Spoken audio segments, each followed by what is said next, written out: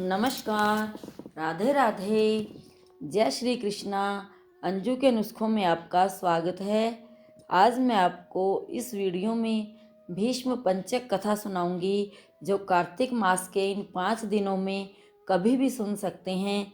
पूर्णिमा के दिन और चतुर्दशी के दिन सुनने से जो हमें अक्षत फल मिलता है और इसके सुनने से हमारे कुल के 7 जन्मों के पाप नष्ट हो जाते हैं और सुख संतति एवं सौभाग्य आदि सफल मनोरथ सिद्ध होते हैं।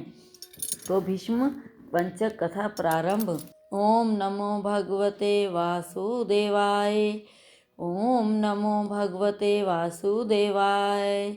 ओम नमो भगवते वासुदेवाय। ओम नमो भगवते वासुदेवाय। ओम नमो भगवते वासुदेवाय। एक समय राजा परीक्षित ने महात्मा व्यास जी से पूछा, हे भगवान, हमें कार्तिक मास की कथा आपने सुनाई और उससे भी एकादशी से लेकर पूर्णिमा तक इन 5 दिनों को भीष्म पंचक के नाम से क्यों कहा जाता है? इस संबंध में हम जानना चाहते हैं और इन 5 दिनों के व्रत करने वाले को क्या लाभ होता है?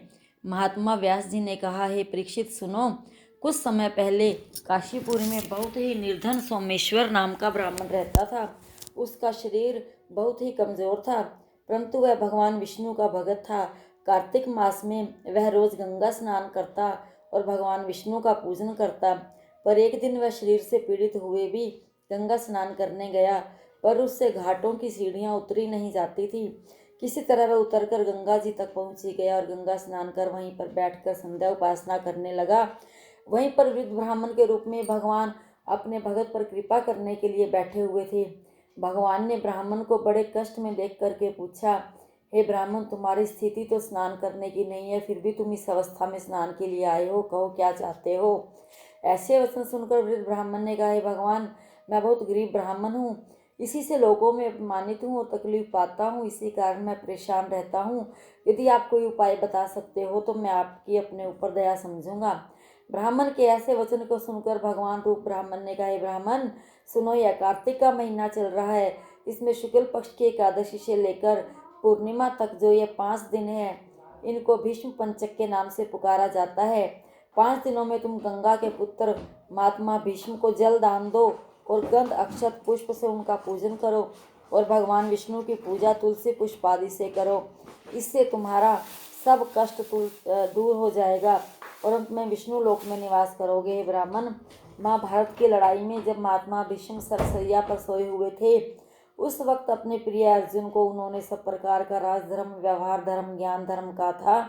उस समय अर्जुन के सखा कृष्ण वहीं पर थे। जब भीष्म से कृष्ण ने कहा, हे पितामह, जो मनुष्य कार्तिक मास के शुक्ल पक्ष की एकादशी से लेकर पूर्णिमा तक तुम्हारे नाम से जल देगा और आपकी पूजा करेगा, वह पूजा मैं स्वीकार करूंगा और उसके सब कष्ट दूर करूंगा। अतः ब्राह्मण, तो इस भीष्म पंचक में महात्मा भीष्म का पूजन कर, इसके करने से सब कष्ट दूर हो जाएंगे।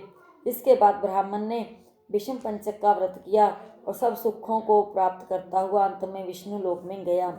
इसीलिए कार्तिक मास में महात्मा भीष्म का व्रत करना चाहिए। इससे सर्व आनंद होगा और अंत में मोक्ष प्राप्त होता है। श्री कृष्ण गोविंद हरे मुरारी, हे नाथ नारायण वासुदेवा।